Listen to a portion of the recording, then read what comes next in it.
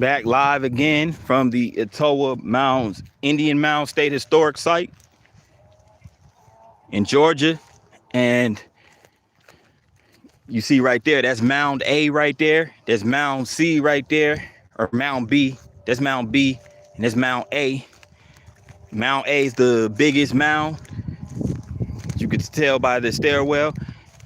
The staircase. I walked up all them stairs while I was vlogging. So you guys want to see it from P9's perspective, check out the vlog that I'll post later on.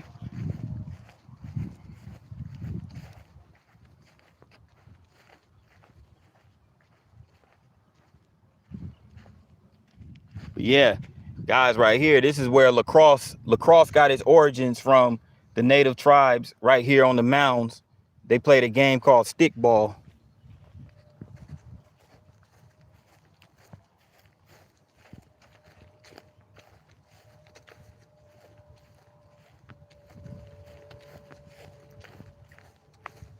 But as I mentioned in my vlog, the natives, they would build their mound. They would build mounds from hand, you know, basically using tools that they would handcraft. So again, you know, they were very crafty, so they had to do that because they had to be crafty because it was essential for their survival.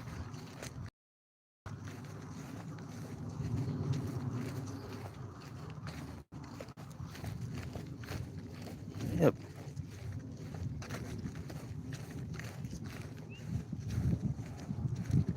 About to make my way back inside of the museum.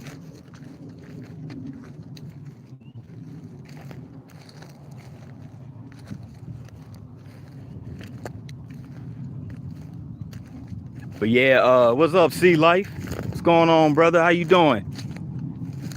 I'm over here at the Etowah Mounds, the Indian Mounds here in Georgia.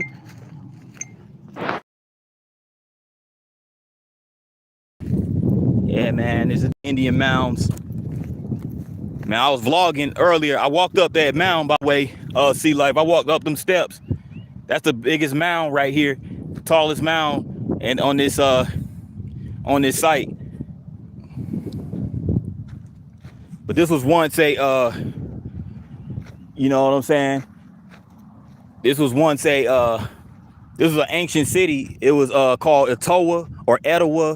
I think it's pronounced Etowah or Etowah, depending on who you ask. But, you know, yeah, this is very historic and history, very, very important history that I feel like everybody should come and like check out.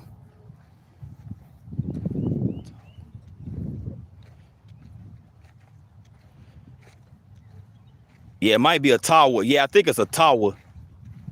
It might be a tower.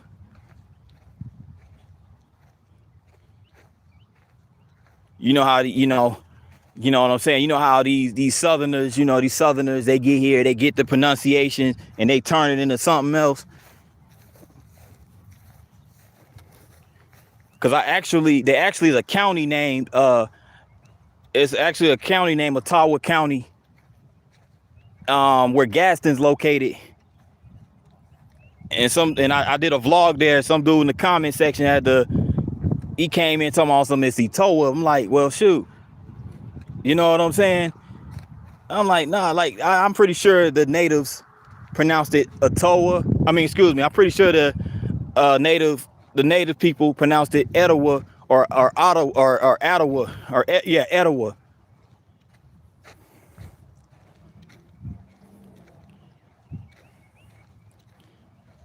Okay, Grandma Cherokee, her pops was Cherokee. That's what's up. That's what's up, man. Shout out to the Cherokees. Yeah, the Cherokees, they real. It's real deep, especially down here, especially in Georgia and Alabama. You know, you got some in like North Carolina, parts of the Carolina. I mean, the Cherokees were deep. Cherokees were deep. Their presence was mostly Georgia, Alabama, North Carolina.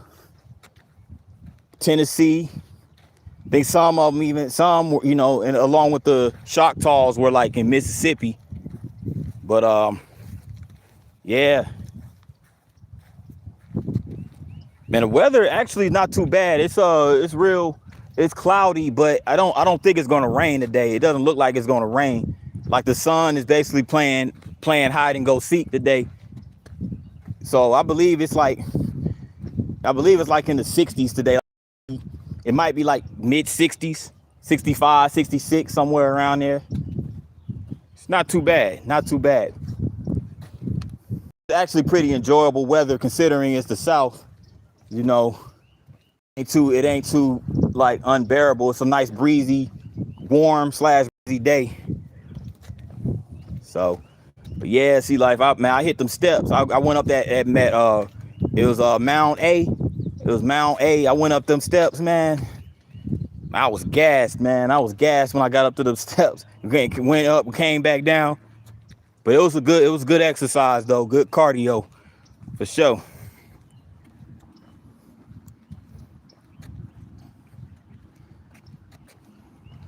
I should have live streamed it, but it'll be on my vlog though.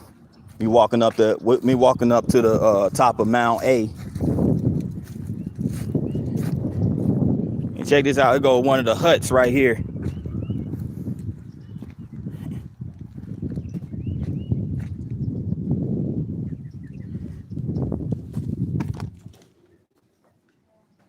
Yep, it's one of the huts. I feel like I done took a trip into history. Look like I done walked into the 1200s, 1300s.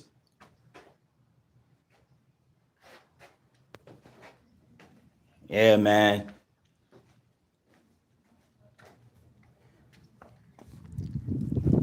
For sure. But yeah, how they live, man. They live, and it'd be like a whole bunch of them in one little small hut. They were economical though, man. That's how economical they were, how crafty they were. Oh, cloudy in the 40s. Oh, okay. So it's still a little bit, pretty cold out up that way. Real cold up that way. Yeah, that was fire, wasn't it? I saw that. I was like, man, this is my first time actually coming on a mound, which I feel bad about because I've living in the South my entire life, and it's my first time actually going on a mound.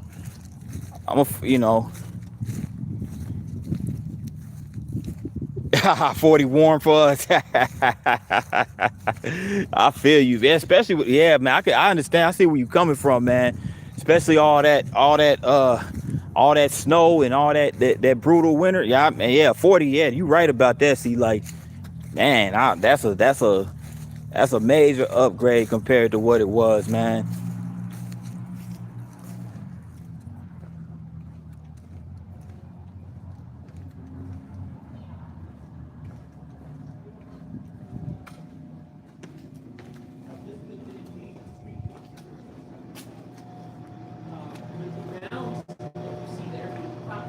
And check this out.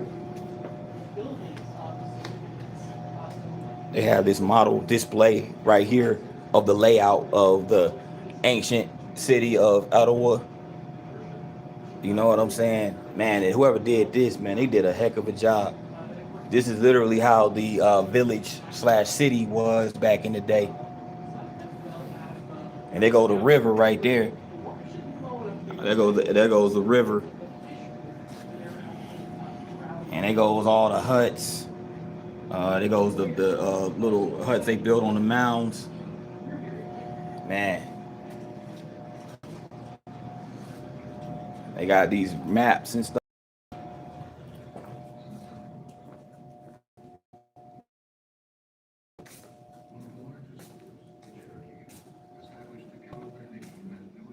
Yeah.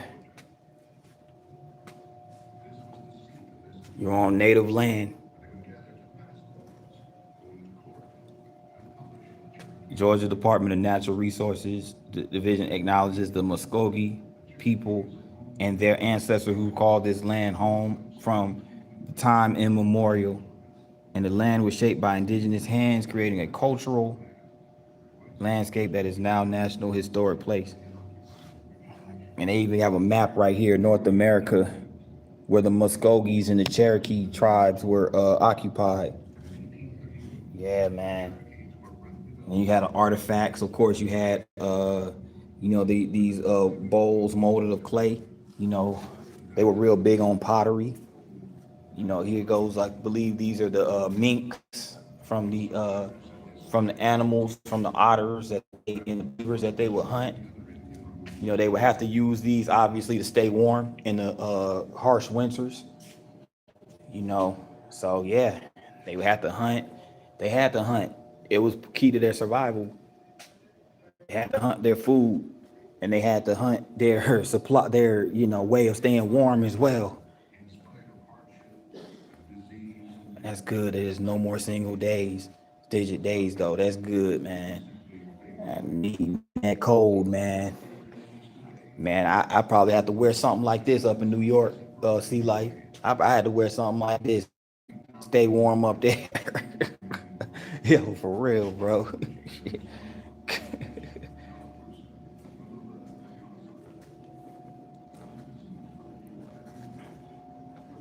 Yep, the Emoji tribe. You had the Emoji tribe down here too, but they're at the Emoji Mounds National Historic Park. That's the one I want to go to next, man. For real, that's where I want to go next. Next time I go to a mound, I'm gonna go to the Emojis. Yeah, man. Road of Misery. So Etowah's influence began to decline. The vibrant political center, abundant farms, and competitive arenas diminished to a small satellite of the Coosa chiefdom. Mounds D, E, and F were built during this time. In 1539, Spanish conquistador Hernando de Soto led several year exploration through the southeast. So yeah, this is where the conquistadors, aka the conquerors, would come, and they came down where present day Florida is, where a lot of the Seminole tribes are, the Tequesta Seminole tribes, man. And as I mentioned in my vlog, like yeah, the Europeans, they bought all those diseases and stuff like that, bought all those diseases and there was no immunity to those diseases from the native tribes, so that's how a lot of them died out, unfortunately. But yeah, major source of food was the river.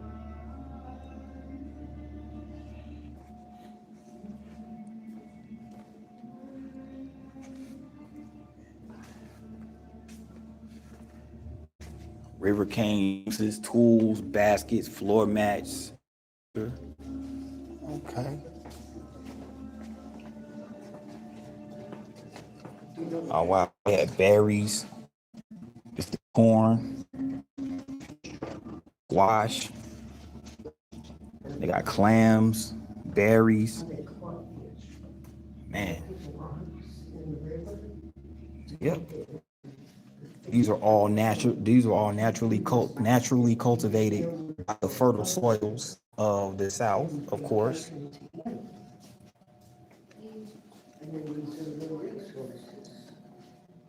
Yeah, they have this little movie room right here. You can watch a little movie that they show. Organized society.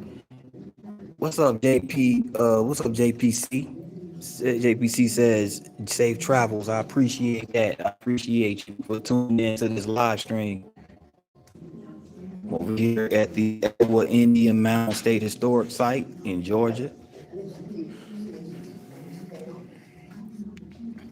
And it's basically a timeline that shows the how the landscape is built over time. So it started off as just simply a river, and they built these mounds and they built these burrows and everything like that around the river. It's interesting to see how these places develop, right? You know what I'm saying? And these are replicable figures in original marble. Um, these were actually, I think, discovered by archaeologists. Um, Now, unfortunately, these were removed from Mound C without the consent of the indigenous descendants. So I feel like, the archaeologists came and they uncovered these artifacts, which I'm sacred, and they were sacred because otherwise they wouldn't be buried in the mound so deep. But the archaeologists came and got it, and yeah, I believe that definitely caused a stir to the descendants of the indigenous peoples. You know what I'm saying? It's crazy, man. It's crazy. That's why they call these sacred burial grounds. They don't mind. I'm pretty sure a lot of the people, the descendants, don't mind you coming checking out the land. But when you coming in digging up stuff and desecrating the land, nah, they don't appreciate that. You know.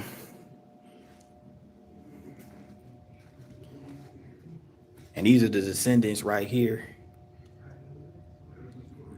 The people of Etowah have no written record, so their history was passed down through oral traditions such as storytelling, songs, dances, and speeches. Many traditions were originated during the time of Etowah, are still in practice by Muskogee people. One last social dance is known as the stump dance, which originated several hundred years ago. Yeah, so it's good that they still maintain the history of the best way they can. They maintain traditions of their ancestors. So that's crazy.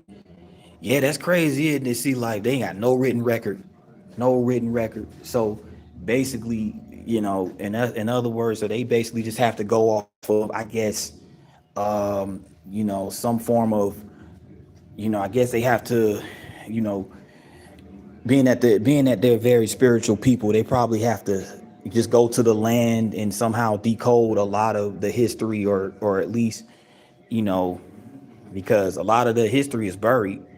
A lot of the history is buried and forgotten about, which is unfortunate, you know.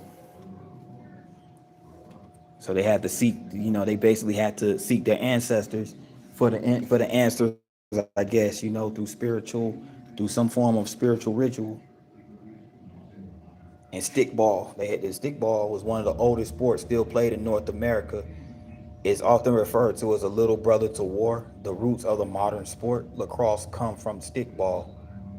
So if anybody wondering where where lacrosse originated from, there you go. You got stickball from the native tribes. You know. So we talking, the Muskogee. Now this image is courtesy of the Muskogee Creek Nation,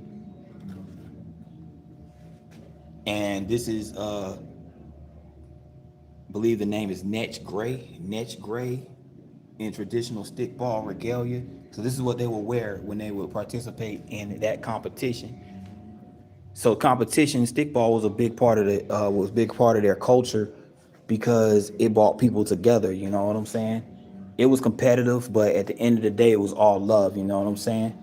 It was like a competitive form of war, basically. Um,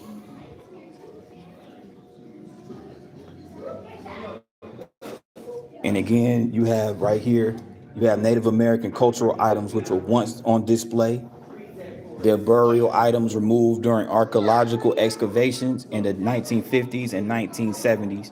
And these excavations occurred without notifying descendant tribes and lacked tribal input, consultation, or coordination. So again, you know, um, yeah,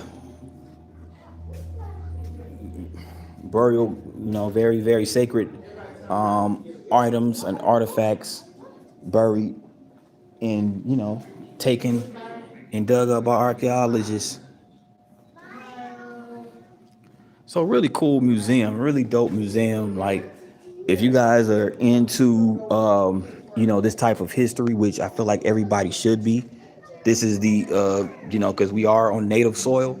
So you're on native soil, so I feel like it's important to get the history They have this burial mound here in Georgia.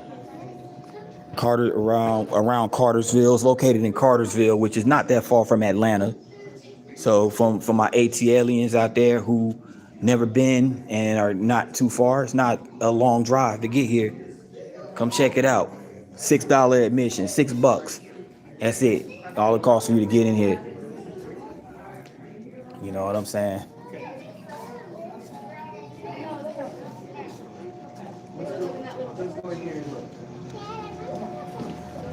They got even more history right here. It's a timeline from like 17,000 to 5,000 years ago. And this is the Muskogee creation story, by the way. Mother Earth and the people emerge, and these are God's people, the Mother Earth. Small groups of highly mobile people of highly hunt and camp in the southeast, following large game and moving with change of the seasons. They leave behind stone tools such as spear points and knives. 5,000 years ago, various indigenous groups start to settle down in semi-permanent seasonal settlements. Early pottery types are developed in communities along the Savannah River. And you had a bunch of settlements reappear in the Etowah River Valley. The Leak Mound site, about 2 miles west of here, was established prior to the Etowah Mounds. Bow and arrow technology has been adapted, and maize has been introduced in the southeast. Trade routes as far as the Gulf Coast and Ohio River Valley are established. So let's not forget, they traded with other Indian tribes as well in different regions of you know, what is now called America, but back then it was just you know, indigenous land, the native lands. And the tribal town is established here along the banks of the Etowah River. Over generations, several earthen platforms, mounds are constructed. Etowah, at the height of its power and regional influence, spanned portions of present-day Georgia, Alabama, and Tennessee. So you have the Ocmulgee Mounds, which is near Macon, and we have Moundville, Alabama. Now, Moundville, Alabama is another one I want to visit. I'm gonna definitely get to Moundville and Ocmulgee as well. And of course, it talks about DeSoto traveling to the area now known as Florida, and they refer to this place as Etowah or Etowah, one of the 8 towns or villages in the Coosa chiefdom. And the indigenous people that survived the European diseases from distinct political groups are now known to British traders as the Creeks. The traditional territory spans most of Georgia and into Alabama. And 1733 was when the Georgia colony was founded. And it was established by way of treaty between the Muskogee Nation and General James Oglethorpe. Georgia signs an agreement with the U.S. that requires U.S. to extinguish all Indian land holdings within the state. And then you had the Indian Removal Act signed into law. And that's what precipitated the whole Trail of Tears movement. So you had right here illustration of James Oglethorpe. I remember learning about him in history class. And the Muskogee Nation establishes their formal government in the capital in Ocmulgee, Oklahoma. Today are over 100,000 tribal members. The will to survive and preserve their culture. So yeah, man, this is really interesting history pertaining to the origins of, in the basically the chronological founding of Georgia, but before that, the origins in the native land of the Cherokees. So what's up, Kiss from Jay? Kids from Jay, Stash Cash in the building. What's going on, y'all? Appreciate y'all for tuning in to this live stream. It's been a minute since I've done a live, but I really want to do this live because this is my first visit to Indian Mound. It's my first visit to an Indian Mound, so you know, Just wanted to live stream this experience. It's like, I wish I would have been visited one of these buried Indian mounds, because, you know, so many of them down south and in the Midwest. So many of them, but, you know, I was like, this is my first one visiting. So just wanted to give you guys a glimpse. I actually vlogged here. I actually did a vlog here as well. And in the vlog, as you guys will see, I actually walked up that mound right there. That's mound A. There's 3 different mounds. It's mound A, there's mound B, and mound C. I actually walked up mound A. It's 125 steps. So it's quite a haul up them steps, but it's worth it once you get to the top, because you get like some really, really good views.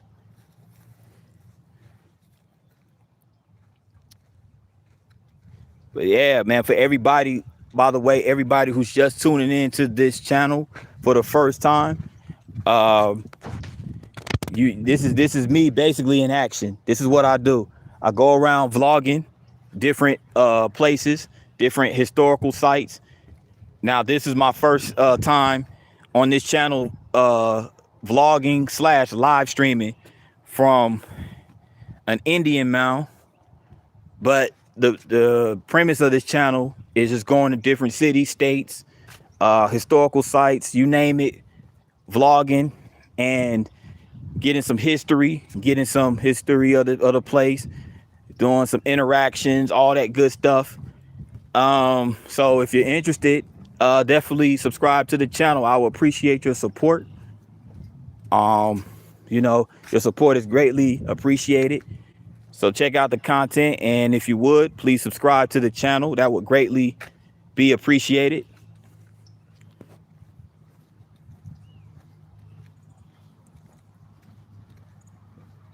Yeah, I wanted to show you guys real quick this hut right here.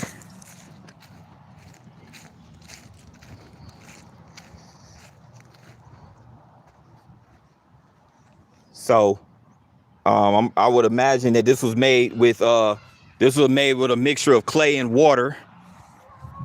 So basically the water, I guess, is what and the clay is what hardens the clay. They use some material that hardens the clay.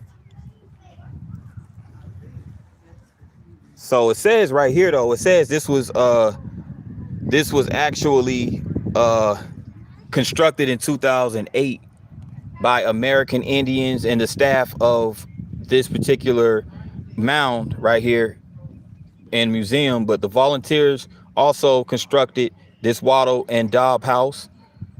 So basically they just wanted to create, I guess, a replica of the original you know, huts that were used, or that were being used, or the huts that were being used by the natives. And yes, and you could imagine it was a whole bunch of them crammed up in this one little hut right here. But being how resourceful the native tribes were, they were able to make it work. You know what I'm saying? So, man, if the natives could do it, if the indigenous people could do it, you know, pile up about a whole bunch of people in one small structure, there's no reason why the modernized human beings, the modern society, can't live together in harmony. But I guess obviously times have changed since the indigenous times. But yeah.